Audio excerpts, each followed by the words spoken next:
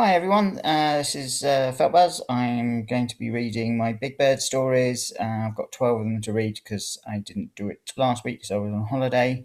So here we are, better get on with it. It's number 19 to 30, I think. First one. Do you know there's some mice in your fridge? Jay stepped over the tripwire, stopping momentarily to examine it, and then headed off to the kitchen. The kettle had boiled, and by the time I entered the kitchen, Jay was pouring hot water into the mugs I prepared. "Milk?" he asked. I gestured, somewhat unnecessarily I thought, to the fridge. He sauntered over to it and looked at the note about Monkey's wedding.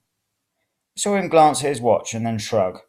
He didn't say anything about me missing out on one of my closest friends' wedding, and I didn't want to get into an argument, so I didn't mention it either.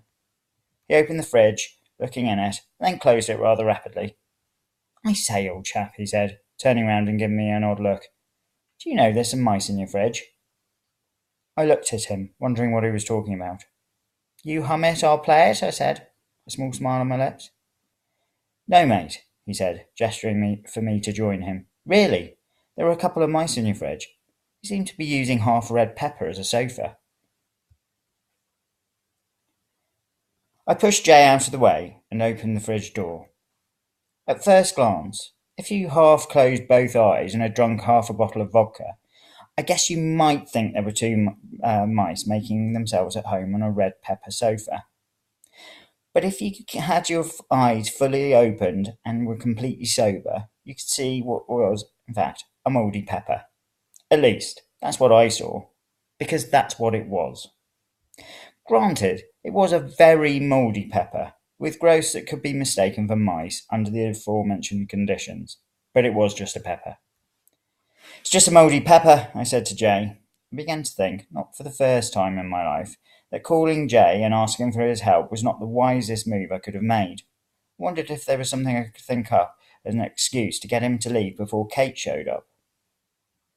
"Oh," Jay said. "That's pretty good mould, mate. You could put that in an art exhibition. Call it fucking horrible or something. Now," he said, reaching for the milk and giving it a sniff before pouring some into the mug. "Time to play detective. Let's start by looking at your bath." Mug in hand, Jay walked out of the kitchen on his way to the bathroom. "Don't forget the—" I began. "Shit, fuck, bang, one, bollocks!" Jay shouted. I guessed he had forgotten about the tripwire and had not minded it. I'd guessed right. When I caught up with him, he was sprawled on the floor and tea was all up the carpet of the hallway, dripping down a couple of walls too. "What bastard did that?" he said. "Your housemaid's a fucking weird, Pyman, you know that? You always did live with a bunch of twats, but this lot, they're fucking psychotic. You'd be better off homeless." I reached through the banister of the stairs and put my tea down on the middle stair and headed back to the kitchen to fetch a cloth. "You shouldn't joke about homelessness," I shouted back at Jay. "It's a serious issue." Jay didn't reply. When I came back into the hallway, I found it empty. Well, not completely. The carpet was still there, dripping, and the dripping tea was still there. Jay, however, was not.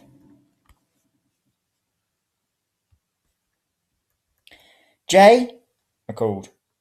Perhaps he'd gone upstairs to have a look at the bird in the bath. Perhaps not, though. He looked pretty settled on the floor, covered in tea, just a few moments ago.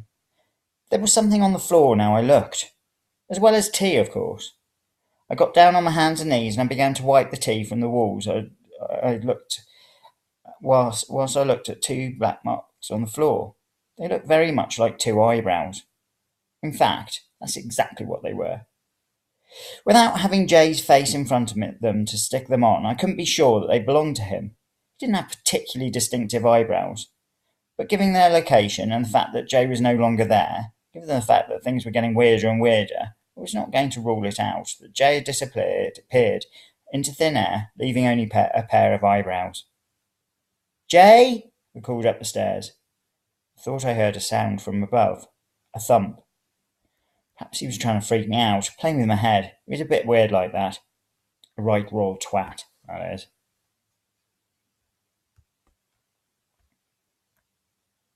"Jay!" I shouted again. "Is that you? Where the fuck are you? Why have you left your eyebrows on the floor?" No response. Okay. I mopped up the tea as best as I could, left the eyebrows on the floor because I didn't want to touch them. And anyway, it would be a vacuum cleaner job if Jay didn't want them, and I couldn't be asked to get that out. I then carefully stepped over the tripwire and dumped the cloth back into the kitchen. I walked into the hallway, forgetting about the tripwire and almost falling arse over tit like Jay, but remembering at the last minute to step over it. "I'm coming up!" I shouted. There was a pile of posts on the floor by the door, mostly crap, bills, etc. The only good thing was a 40% off deal on curried sprouts at the local takeaway. Curried sprouts are a thing round our way. 40% off was a bargain. Leaflet in hand to show Jay the exciting offer, I started up the stairs. I got halfway up when the doorbell rang, followed by a rapid knock on the door. The person on the other side of the door was not going to stop making a noise until I answered it. Not just ringing the doorbell, but knocking too. Could even go as far as to describe it as hammering. All right, I shouted. "Keep your hair on, I'm coming." The only person I was expecting was Katie. It seemed about 1 whole year had gone by since I'd spoken to her on the phone, and it didn't sound like her kind of knock. She was more of a rat-a-tat-tat kind of girl. I flew down the stairs, not literally, of course. My feet did make contact with the stairs, but I did go very fast. I opened the door to find an old woman hammering on the door with a walking stick. She didn't stop hammering. In fact, she hit me in the face 3 times until I grabbed hold of the stick and told her to stop. Please. Only it is possible I used ruder words than that. "What do you want?" I said, holding my bleeding nose. "What?" she shouted back. I said, "What do you want?" She looked at me blankly and then said, "Who are you? And why are you in my house?" I caught her blank look deftly and flicked it back at her. "This is my house," I said. "It most certainly is not," she said. "I bought this house exactly 1 year ago. Now, what have you done with Bert?"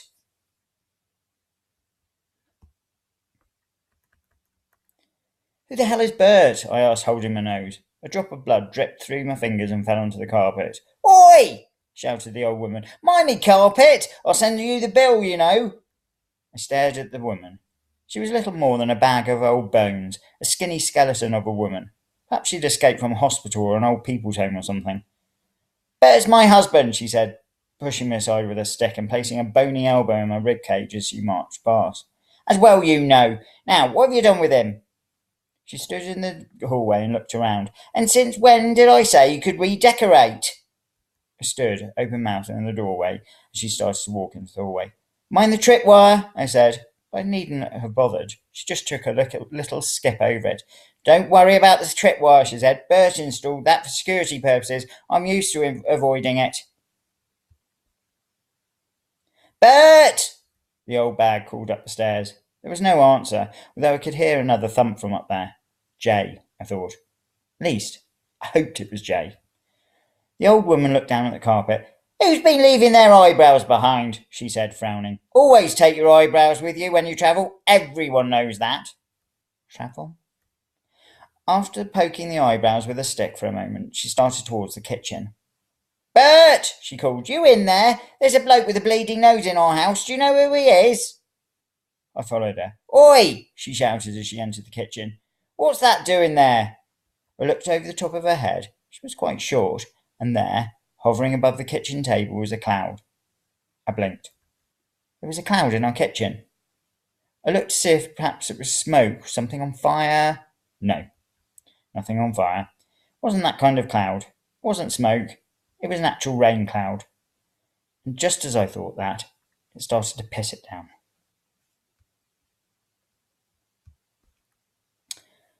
"Oh, no, not again," the old woman said. She poked me with her stick. "Go and make yourself useful, young man. Fetch a bucket and a mop." I stood there open-mouthed, blood from my bleeding nose running down my lips and onto my tongue, looking at the rain until the incessant poking really began to hurt. "Can you stop doing that?" I said, pushed the cane away. The old bag tottered a bit and fell against the work surface. "I've been assaulted!" she shouted. "Police! Fire! Ambulance! Help!"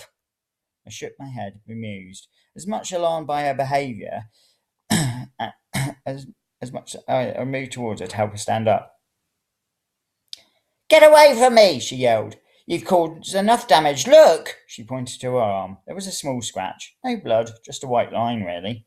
Only a scratch, I said. Murderer! The woman shouted. He's trying to kill me! Help! The old lady carried on screaming for help. Either Jay was suddenly deaf, or he'd decided he was best out of it, or he'd truly disappeared, leaving only his eyebrows in the hall. No one came to help the old bag, so I decided to ignore her, went over to the sink and got a bucket from the cupboard underneath. Put it under the cloud, which was still over the table. It was pouring with rain, and the kitchen table was not so much wet as flooded. I stood back and watched the bucket getting fuller and fuller, and then emptied it down the sink. Oi! The old woman shouted. What are you doing, wasting water like that? Go and put it on the roses out the back. I continued my policy of ignoring her, put the bucket back under the cloud, fetching a mop, began to clean the wet floor. The old woman at least stopped screaming that she was being killed. I could just hear her muttering about the youth of today, and lack of respect, and where's he think water comes from? Doesn't grow on trees, you know, and other random nonsense. I emptied the bucket 3 times more before the rain slowed to a mere drizzle, and then I decided I'd earned a cup of tea. That's right, the woman said as I put the kettle on. Make yourself at home, why don't you? I sighed. This is my home, I said. I felt tired. I wasn't sure what was going on, what was real, what was not. Perhaps this really wasn't my home. After all, I was fairly sure my house didn't used to have a rain cloud over the kitchen table. Would you like a cup of tea? I asked. The old woman snorted. Offering me a cup of tea in my own house, whatever next. Pause. Yes, please. I nodded. My name's Simon, I said, offering my hand to the woman. I think we got off to a wrong start, seeing as things are a bit hot at the moment. Perhaps we could try to start again. The old woman stared at my hand for a moment and then took it in her bony hand and gave it a slight shake. My name is Mrs. Cherry, she said, but you can call me. She paused for a second, and for an instant I thought she was going to smile. But no. She did look me right in the eye before continuing. Mrs. Cherry. She dropped my hand.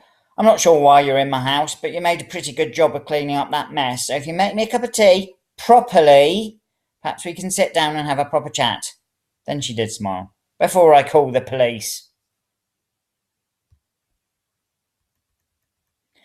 As I made the tea under the watchful eye of Mrs. Cherry, I wondered if I was going mad.